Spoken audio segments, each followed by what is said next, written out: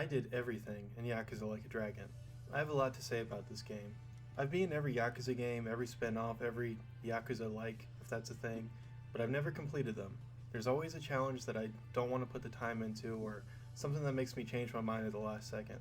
I also started playing the series after 6 was already out, so I had a lot of catching up to do. When I first started playing, I was mostly interested in how the storyline, more specifically, how Kiryu's story ended. Oh, how naive I was. Anyways, Yakuza 7. And yes, this is Yakuza 7. It just got rebranded as Like a Dragon for the American release. This was the first game that I felt like completing wasn't such a ridiculous task. After all the time I put into the game, there were some ups, some downs, and even some tips for people wondering if they should complete it or even play it at all. So here are my thoughts on completing Yakuza 7 Like a Dragon. So every Yakuza game has had some combat similar to like a modern beat 'em up. It also always had RPG elements, but the main focus was on combat. You get into fights as you walk around Kamurocho and fight multiple enemies at a time and sometimes fight bosses. This time around they completely changed the formula. You still get into fights, but the combat is turn-based, similar to Final Fantasy. I was skeptical about this at first, but it actually was a lot of fun. The fights typically take longer, but they're not as mindless. The beat 'em up style is fun, but after a while it starts to feel extremely repetitive. The turn-based combat lends itself to a game like this perfectly. My only complaint, as with every Yakuza game, is that at a certain point the random encounters get extremely frustrating. You explore the city and there's a lot of challenges that involve looking for a certain landmark or you have to be in a certain location, which means you'll be running all around the city. You'll walk 2 feet, get in a fight, win that fight, take another 2 steps, and you're in another fight. Finally make it to wherever you're going and realize you went the wrong way and have to fight your way back again. It's also kind of a waste of time. None of the enemies drop anything of value, especially later on in the game when you can easily get 3 million yen in a matter of minutes, and the experience common enemies give you is completely negligible. Anyways, this game, instead of playing as one character fighting multiple enemies, you have a team of 4 at any given time. You also can pick a job, and as you gain experience, your overall level goes up as well as your job rank. As an RPG, this game is impressive and one of the better RPGs I've played. I think it's easy enough for anyone to pick up if it's your first RPG as well, and the attacks are quirky and weird enough to make it interesting to newcomers. Other than that, this game is very similar to other entries in the series. You have a management minigame to make money, lots of other minigames, arcades, bars, karaoke, and tons more stuff to complete. Before I get started, I'm not going to spoil or even mention any story points, other than what's in the trailer. Basically, the first couple hours of the story are all I'm going to be bringing up. I will be mentioning completion bonuses and secret bosses, but nothing to do with the actual plot. Yakuza 0 had an amazing story. Yakuza 1 and 2 had a pretty good story. 3 and 4 were trash, aside from introducing Saejima in 4. 5 was pretty good, and 6 was good until the ending, which completely ruined Kiryu's story. Yakuza has been extremely hit or miss with the story. This one is okay. It's better than 3, 4, and 6 for sure, but it's nowhere near 0. There's a lot of moments where you just have to accept what's going on, even though the odds of it happening are so low it'll make you laugh when you hear it. The beginning starts out pretty good, but I really don't understand why Ryuga Gotoku thinks every protagonist needs to have their story start by going to jail for several years. But yeah, this one starts out with Ichiban, our protagonist, going to jail for a crime he didn't commit. You know, like in that other game, Yakuza 1 and Yakuza 4. When he gets out, no one is waiting for him and his boss wants nothing to do with him. After that, the story really gets extremely aimless. Ichi meets a bunch of other characters to join his party, they start getting jobs, someone dies and they all try to avenge him, then Ichi remembers he had his own problems that he hadn't been dealing with for the last 5 chapters. Overall, if this is your first Yakuza game, you'll like the story, but if you played all the others, well, then you probably already played this one anyways. I'd give the story a 7 out of 10, kind of derivative, but a good starting point for this new character. I think the biggest complaint I have with this game is it takes a really long time to open up. You're basically poor and underleveled with nothing you can do about it until chapter 5 out of 15 chapters. I kept wanting to continue a mission or try something I saw in a gameplay trailer, but I would look it up and find out it doesn't come until chapter 8. There's a minigame in this that starts midway through the game, then just completely locks you out until the final chapter. It's not connected to the story in any way, so there's no reason why it locks you out. Some of those aspects just felt very backwards and limiting. There were other aspects that were more boring and felt like endgame stuff that would be way easier if you grinded out early in the game. The pacing was just all over the place for this game. But once you get everything going and everything opens up, that's when the game really takes off. Ichi's party consists of 7 members. They all get introduced to you one by one. You can interact with them, have drinks with them, find out their backstories, and really get to know them. You can tell they really wanted you to have a connection with these characters, and while the story was just decent, the writing for the characters' backstories were really solid. As you're walking around town, you can press a button and the party will have a little chat about something they saw you pass by.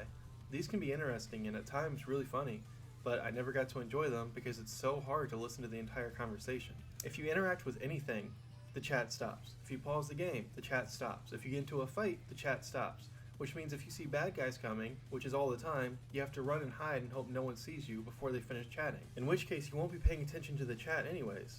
It's a shame because the voice acting is really good in this game, but I was forced to skip past all the dialogue lines so I could hurry up and get credit for the chat. There's over 100 chats all over the city, and you have to get them all to complete the game. There is a way to listen back to the chats, which is a nice addition. As long as you unlock the chat, you can listen to it at your leisure anytime you want. While I'm mentioning the chat, I'll just say I think it sucks that these games always get such a huge delay in America due to Ryu got Gotoku feeling they need to provide a dub because Americans can't be fucked to read.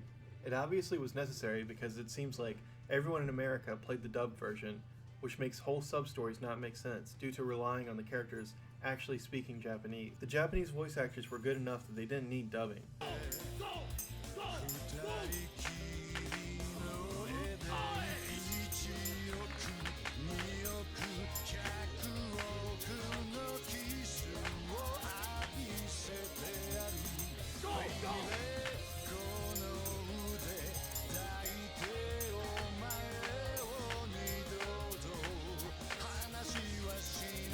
Come and see, I'll show you paradise tonight. Not just one kiss, not two kisses, not 100. I've got a full clip of love for you, baby. Certain animes like Cowboy Bebop and Dragon Ball Z, in my opinion, are much better in English. But you cannot tell me you look at a man that looks like this, in a town that looks like this, and hear this voice. Let's make it epic. Look how they massacred my boy. I'm such a mess, I'm lost, I'm no good at this. I'm sure the dub is fine in its own right, but the sub is the way to go for this series. But they got George Takei to play Nanba. Cool, I didn't buy Yakuza 7 for George Takei. Sorry, I had to go on a rant. I just hate that most people will miss out like this.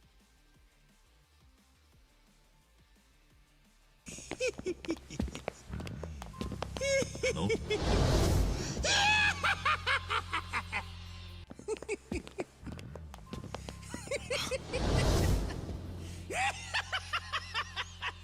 くせ者！出会い出会い！ちゅうとこか？ Intruders! Sound the alarm! Isn't that the line? 仲間を呼ぶか。それやったら安心せえ。俺らにはそないなみっともない真似はできん。You think we'd do that? Not a chance in hell. あいにく俺は拳で人を見るタイプなんでな。 Unfortunately for you, I've always used my fists to get to know someone. やってやるよ！死ぬ気で来い！ You're going down! Come at me then! I get the feeling this game was inspired by Persona 5. They definitely want your relationship with your party to shine here. I did feel attached to the characters and felt like this was one of the best aspects of the game, and one of the reasons why I wanted to keep going towards completion. And look, all the characters even have their own idol animation. You alright, Zao? What are you counting? So what does completion in this game entail? Well, first you have to beat the main story, which is easy enough to do. You have to get every trophy and complete part-time hero. There's also the Suji Dex to complete, this game's system of tracking enemy types, and party chat. The trophy completion isn't too hard, but part-time hero is where most of the challenge comes in. Every Yakuza game has had a challenge list, which was a list of a bunch of random tasks to do in order to unlock points to level up. It's similar here, except instead of a task list, you unlock a side quest called Part-Time Hero, and this dude gives you a bunch of missions to complete. These definitely felt a little more doable than the other Yakuza games. Just as an example, in Yakuza 6 there's a minigame where you go through this shooter on rails in the sea. You unlock points as you go and there's 3 levels. There's a side quest associated with it, and once you complete the 3rd level, you complete the side quest and there's nothing really left for you to do in this minigame. Well, One of the tasks is to reach rank 10 in this minigame. From beating all 3 levels, you'll only be around rank 4. To get to rank 10, you need to play the 3rd level over and over and over and over and over for hours to grind away to get to rank 10. And there's no reward other than completing the task for doing this. While Yakuza 7 is a lot easier and doesn't have anything that takes quite that long, it seems like every challenge is just a little bit too long. There's a few challenges for playing darts. First you have to beat one of your party members in darts, then beat the other 6 party members, which makes sense. And finally, you have to beat different party members 20 times total. So once you've played and beat all 6 members of your party, you just have to play them again over and over 13 more times until you get the task completion. I get the feeling they wanted you to play this game like it's real life and you're walking to a mission, stop, play a game of darts, go get something to eat, play a crane game, and continue the mission. But anyone that wants to complete this game is just going to do everything one at a time, making some of these challenges seem really monotonous. I much prefer the challenges where you just have to do something challenging once and be done with it, rather than do something over and over and over. Like this one challenge where you have to play the Virtua Fighter 2 arcade game and beat the entire campaign. I spent a long time trying to get good at this game until I realized you could just pick this dude and press L2 over and over and was able to beat the entire arcade. And there's Virtua 5, which in this game you can just pick Vanessa and spam O to beat the arcade, which was super satisfying. Getting a task completed pop up after playing Psycho and darts 15 times did not give me that feeling. It was always nice when you completed something and you got a cool reward for doing it. It made it feel worse when you finish a task and there's just nothing. The Suji Dex was a really cool addition. Every time you fight a new enemy type, it shows you a little description of the enemy, where they're normally located, a description of the enemy, and an animation of what that enemy does. I bet lots of people didn't even look at this, and you can tell the developers put a lot of time and care into making this Suji Dex. Is that a Roomba?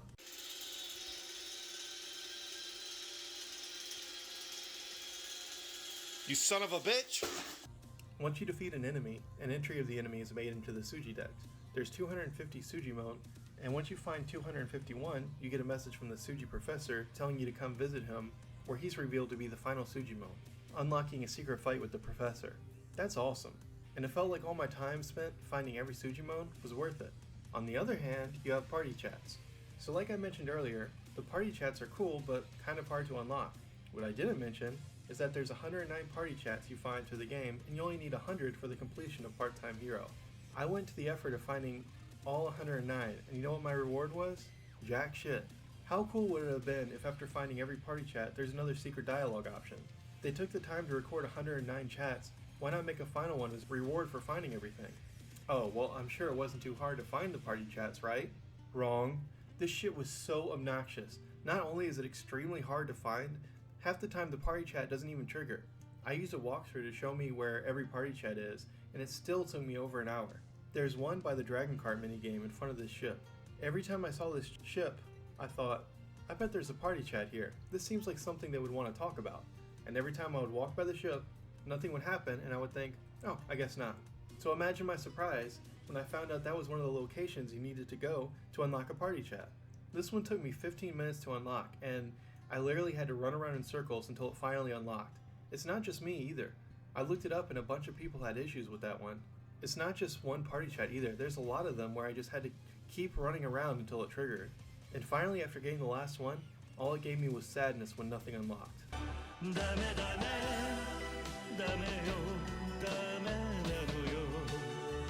While I'm on the topic of broken side quests, the Part-Time Hero has 3 categories. One of the categories is Rescue.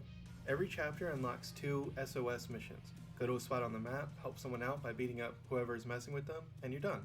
There's also about 50 rescue missions where you have to find a certain enemy type and beat them up. Inevitably, you'll unlock a mission and say, I know I've seen that enemy 100 times, but of course, when you need that enemy type to show up again, they are impossible to find. You can only do 3 of these types of rescue missions at a time, and you have to turn the quest in at a Part-Time Hero location before you can unlock the next mission. So you have to fight the enemy in the rescue mission, turn in that rescue mission, and that unlocks the next rescue mission, which most of the time is where you just war. These were way too spread out. I spent a lot of time going back and forth from a district to find a certain enemy to a Part-Time Hero location, and then going back to the same location to find another enemy. There was a round of about 10 enemies, all of which were found in Restaurant Row, that I had to defeat. I was constantly going back and forth, fighting the enemy I needed, going to the Part-Time Hero location, then back to Restaurant Row.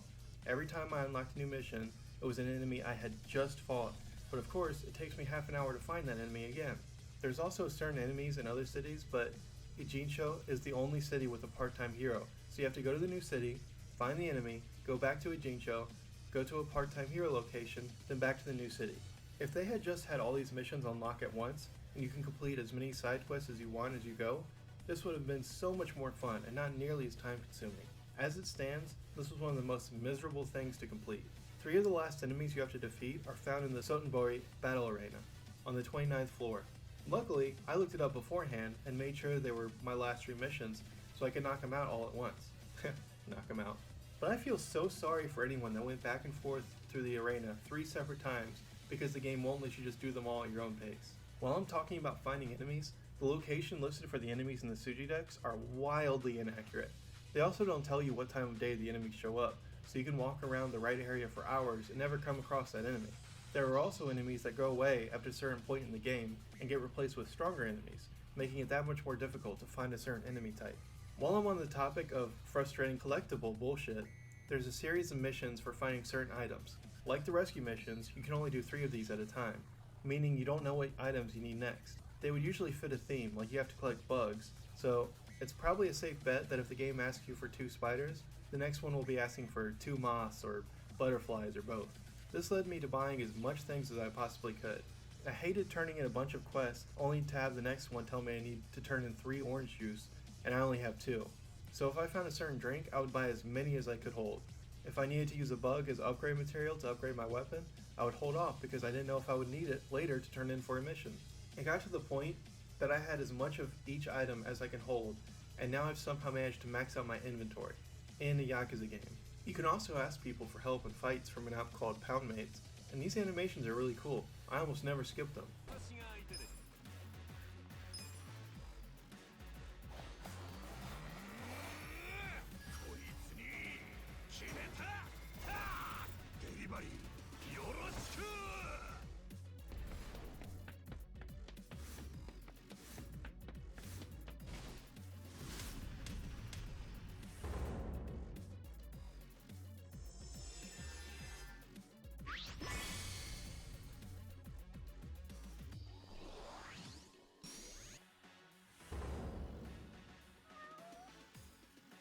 Oh, what a cute cat. Holy shit! A lot of these minigames feel thrown in because they were in the other games, so they just threw them in. The baseball minigame has an expert course, but there's absolutely no reason to complete it. You don't get anything for doing it. However, there is a completion bonus for hitting 200 home runs in the home run course, which is just as boring as it sounds. A lot of the minigames in other Yakuza games would have sub-stories and Easter eggs and all sorts of cool stuff hidden within them.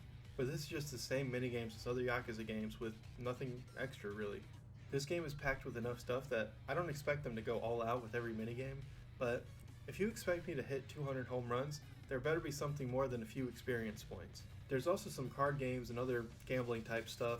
I'll save Mahjong for later, and anyone who has played Mahjong in any other Yakuza game will know why. But the card games were pretty fun, and the challenges weren't too hard. The Koi Koi minigame was really fun, and once I learned how to play, I even got a deck of my own to play with. Shogi was difficult, but I'm actually really happy with how I managed to beat this. Shogi is very similar to chess, but something about bringing pieces back on the board made it hard for me to get good at it. Instead, I downloaded a Shogi app, put it on the highest difficulty, and just entered the moves from the game onto the app. So the computers were basically playing against each other. This won me every round. The app's AI was better than the game's AI. I'm sure this saved me a ton of time because I am no good at Shogi. Every Yakuza game has a way to earn money, and in this, it's company management.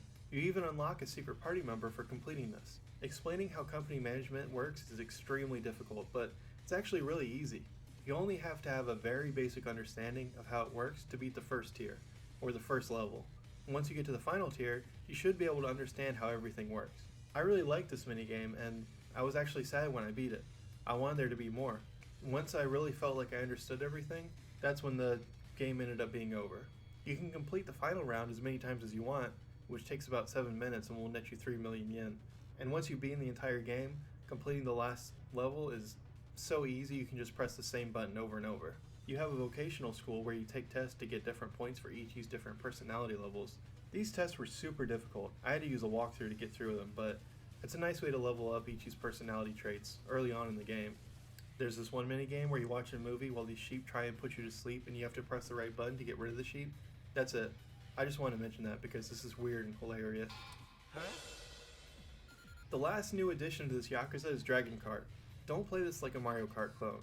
That's what it looks like, but if you play it like that, you will lose. The biggest difference is the drifting. Drifting doesn't give you a speed boost, it just keeps you from slowing down. You can clear most turns without drifting at all, but you'll slow down considerably as you turn. The more you play, the more you'll get better at it. It's similar to Mario Kart, but definitely has its nuances. The most frustrating thing is battling against the CPU in 1v1 matches. They have rubber band AI, so the better you do, the better the CPU does. The worse you do, the worse the AI does, and on the last lap, the CPU goes into overdrive and will smoke you if you aren't prepared. It's kind of cool they introduced an entire racing minigame for this. I definitely enjoyed it. My only complaint is that to complete this minigame takes several hours of playing the same courses over and over in the Part-Time Hero app. This is the biggest city in any Yakuza game. You can run around the entire city without any loading screens. However, they made everything inconvenient in this game. Here's where the weapon upgrade shop is on the map. Here's where you buy upgrade materials. Do you see a problem here? You either have to run all the way across the map every time you need an upgrade item, or take a taxi and sit through loading screens. Like I said, there aren't many loading screens, so when you do get a loading screen, they are slow. The building to change your jobs is right next to the weapon upgrade shop. That makes sense. You'll usually change your class, then head to the upgrade shop and upgrade your new weapons for that job. The problem is, if you need one upgrade item to get to the next upgrade to your weapon, you have to go all the way across the map to get it. Then once you get back, you upgrade your weapon again, only to find out you need another upgrade item. Back to the taxi, back to the park, back to the vendor, buy what you need, back to the taxi again, and back to the romance workshop. Trust me, after a 100-hour playthrough, this shit gets real old. There's also store-specific items, like if you go to 2 different convenience stores, they don't have the same health items, so you either have to remember which shop has what, or just go to both stores. Later on in the game, you get to explore 2 other cities. These cities are here solely for story-related purposes. There's no sub-stories, no specific quests, no special stores or shops in these cities, just a big level with nothing really in it. They still expect you to fight hundreds of enemies in both cities for a completion point. Both of these cities have special arenas which are very valuable for leveling up and upgrading weapons. The bad part is, none of the fights you get in the arenas count towards your fight count in the cities. Welcome to the giant brick wall in every Yakuza game. One of the last things I had to do was complete the Mahjong minigame challenges. Every Yakuza game has had these, and every time people have complained about them. To be fair, the Mahjong challenges in Yakuza 7 are the easiest to complete out of any Yakuza game. That being said, it still took me over 15 hours to finish this. This was the first time I played Mahjong, and my experience went like this. Played for a couple of hours, figuring out how to play. And the next day, I looked up all the Mahjong rules, looked up guides, strategies, and the best hands to prepare for this challenge. The challenges in this game are just to win every table at all 5 Mahjong parlors. So, after practicing the night before and looking up how to play, I beat the easy level table 3 times, beat the intermediate table 3 times, and beat the advanced table on my second try. Completing this first Mahjong parlor in just under an hour was a huge boost of confidence, after not knowing how to play at all the night before. I was all prepared to put a section in this video explaining my newfound love for Mahjong, and I was looking forward to completing the rest of the tables. 5 hours later. I was still trying to beat the beginner course of the next parlor. So instead of gushing about my love for this minigame, I'm going to be ranting about how terrible it is. There's 3 other players. You should expect to win 1/4 of the games and just work on having a better hand than everyone else, so that when you do win, you get massive points. Unfortunately, out of the 3 computer players, only one of them will ever win. The same computer player never loses points. There will always be one PC player that consistently loses every round, and one player that wins every round, which is not statistically possible. Not only does it give you terrible hands, but the game taunts you. If you get rid of a tile you can't use, it will almost always get the tile you could have used with the one you just got rid of the next turn. It happens so often that it's not a coincidence. There's also honor tiles. It's extremely hard to use them to get a winning hand, especially if you don't know what you're doing. So guess what you mostly get every hand? Honor tiles! I actually started keeping track, and almost every hand I got, I would have to discard 3 or 4 honor tiles, while the PC would discard maybe 1 or 2. Another statistical impossibility. I don't fully understand the rules, so this could just be bad luck or my lack of understanding for the game, but there's 4 rounds in a match. But it seemed like whenever I was winning, the turn would just repeat again, going from 4 rounds to as many as 10. Maybe there's some reason for why the turns keep repeating, but I lost multiple rounds because it just kept going until the computer player got enough points to narrowly beat me. It doesn't matter how much you prove the Mahjong minigame is rigged or how obvious it is, people will still defend it and say, no, you just don't understand the game. Getting more honor tiles that you can't use than the computers almost every turn is not understanding the game. Having one computer player win the majority of the matches, so one player ends up with most of the points, is not understanding the game. Having the tile you need to show up right after you got rid of the other tile that goes with it every single time is not understanding the game. I enjoyed Mahjong until I started understanding the game. That's when I understood that the RNG extremely favors the computer players, and the only way to win is to keep employing the same strategy until RNG shifts enough to have a fair game. Luck will never be in your favor, but the best you can hope for is to be on equal playing field. It sucks because obviously the company, Ryuga Gotoku, are huge Mahjong fans and they want to get people into it. But having this shitty rigged minigame is not the way to do it. I definitely like Mahjong and I'm glad I learned how to play it. But God help me if I ever have to play a Yakuza version again. I would gladly get together with 3 other people and play this game. In fact, I might get some friends into this game just to play with them. I even downloaded a Mahjong app to play on my phone, and guess what? The RNG doesn't favor the computers. It's actually playable. This, however, is a hot pile of garbage, and by far the worst part of this game. All in all, it took me 15 fucking hours to complete. I would gladly race the same course in Dragon Kart 1,000 times, hit 1,000 more home runs, or grind 20 more jobs to 99 than ever play Mahjong in this game again. As with any RPG, there is a considerable grind to complete this game. Most people aren't going to go for the part-time hero completion because there's no trophy for doing so. However, there is a trophy for completing the true final Millennium Tower. As with most Yakuza games, the last series of fights takes place in the Millennium Tower in Kamurocho, and this one is no different. To beat the tower, it's not too difficult. You have to be around level 70 and your job rank has to be at least level 30 to be able to beat the final boss, which is around what it will be if you have been doing some of the side content and going through all the extra dungeons. If not, it will only take maybe 10 minutes to level up if you use the fastest method. I'll get to that in a minute, to get where you need to be. After completing the final boss, you unlock Final Millennium Tower. Here, the enemies are much tougher and you fight 5 of the hardest bosses throughout the game, back to back. No checkpoints, no save points, it's all or nothing. After completing this tower, you unlock True Final Millennium Tower.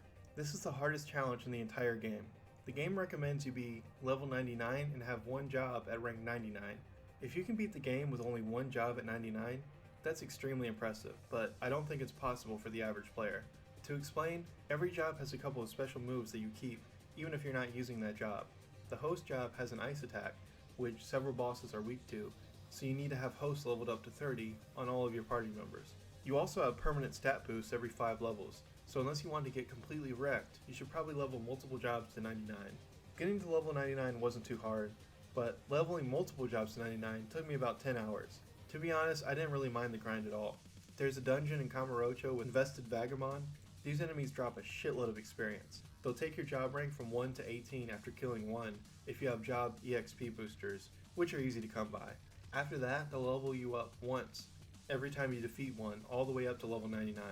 There's 4 all in one level. You can just run from every enemy till you get to a Vagabond, use Junji Han's pistol move to kill them in one hit so they don't run away, and once you finish all the Vagabonds, run back up the staircase where you came from and go right back down to reload the Vagabonds. This was tedious, but I just put a TV show on in the background and grinded it out. Honestly, after Mahjong, this was a breeze. At least I could see the progress I was making. My only complaint is that there was no ramp up after the last level. The grinding spot stayed the same and there was no easier way to level up, just kill the same enemies over and over again. It would be nice if the final Millennium Tower prepared you for the true final Millennium Tower, or if you didn't have to do nearly as much grinding, but you just have to keep killing the same enemy over and over again to level up. While I don't mind this is kind of a bad way to artificially lengthen the game. From what I understand, the true final Millennium Tower is free DLC in Japan, but the version we got, it's mandatory to complete the game, and I just think that's stupid. In fact, this is such a bad way to...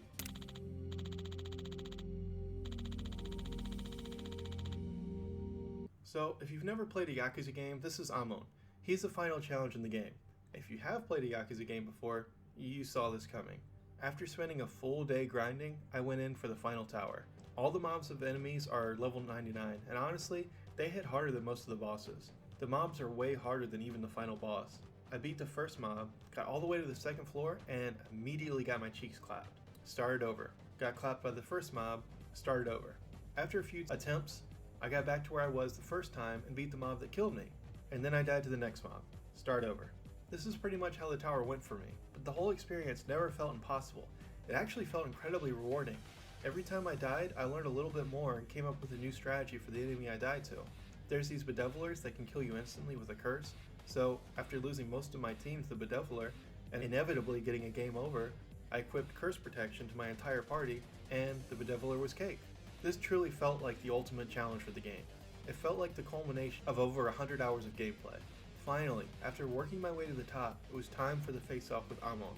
Amon doesn't hit too hard, and as long as your team is quick enough, he is completely unable to kill anyone without you being able to heal your entire party. Ichi has a move called Peerless Resolve that prevents him from dying to an attack once, so as long as you have that equipped, nothing can one-shot Ichi. Once Amon got to half health though, he goes into his rage mode and summons Kiryu, Majima, and Saejima. Holy shit, this is fucking awesome. The versions of these guys aren't as strong or as fast as their previous versions, thankfully, and after picking off 2 of them, that was basically it. Kiryu and Amon were hitting me for about 300 damage each, which is chump change at this point in the game.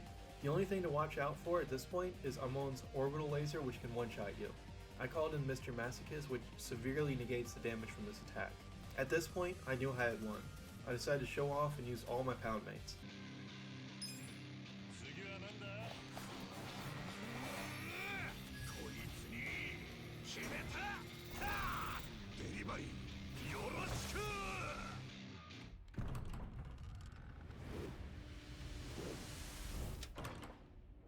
登場会へようこそ。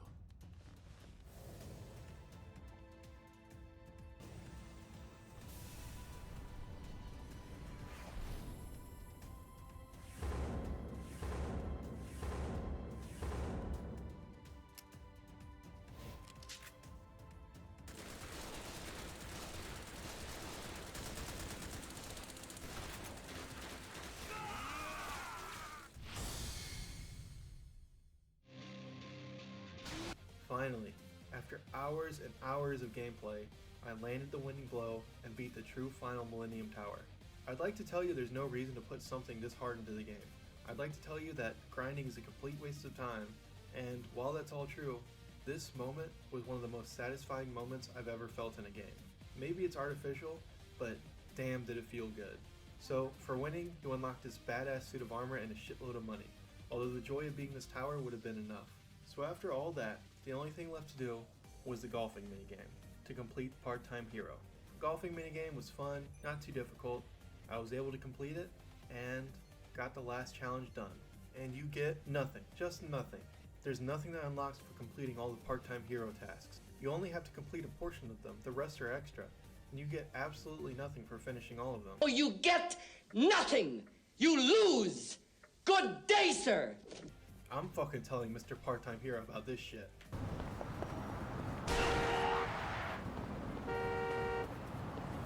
He doesn't care. That's so damn annoying. I know they didn't expect everyone to complete all the tasks, but come on. Come on, man! Couldn't there have been something? An extra outfit, sunglasses, a message saying good job? Anything. Obviously the people completing the Part-Time Hero are your most passionate fans. You would think you would want to give them something for doing it. But all that time is just for naught. I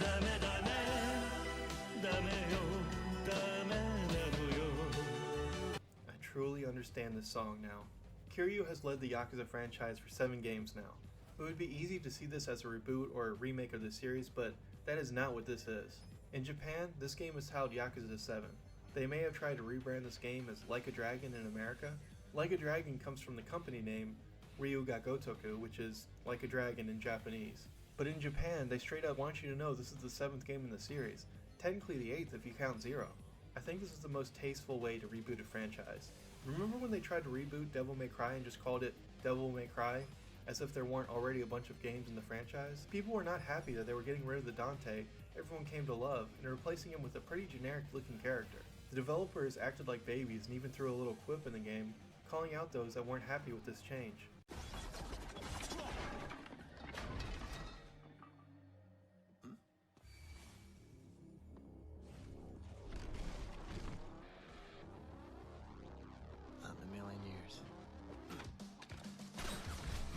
Guess how that worked out for them? Yeah, I don't remember a revamped Devil May Cry 2. In fact, they went back to the formula and ignored that title altogether, and the latest DMC game was really successful. I'm not saying it was solely due to shitting all over their franchise and fanbase, but it definitely played a role as to why the game wasn't more successful. The game looks and plays pretty solid. If they went about it in a better way, I think the reaction to a new Dante would have been received much better. That brings me to Yakuza 7. How do you replace Kiryu? How do you have the torch get passed to Ichiban? You don't.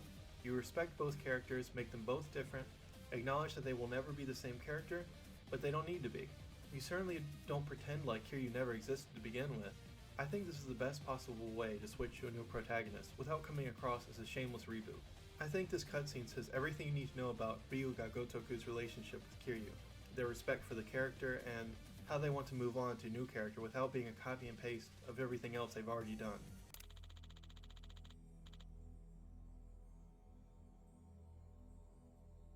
Yeah.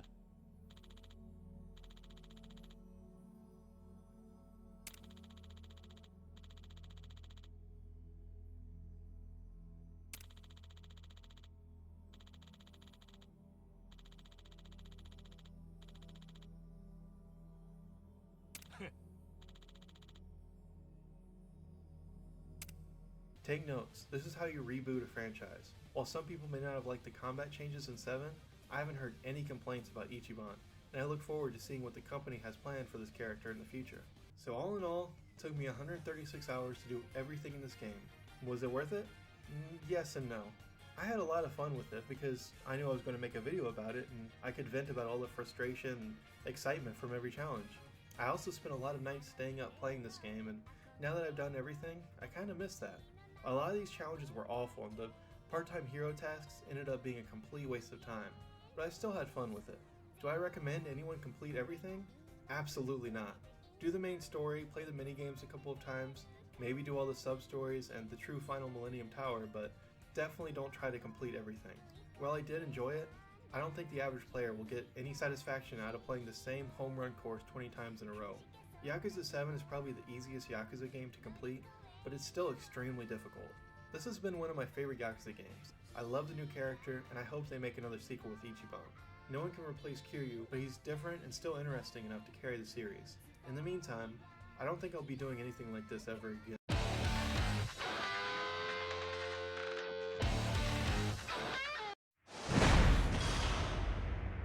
Oh shit, here we go again.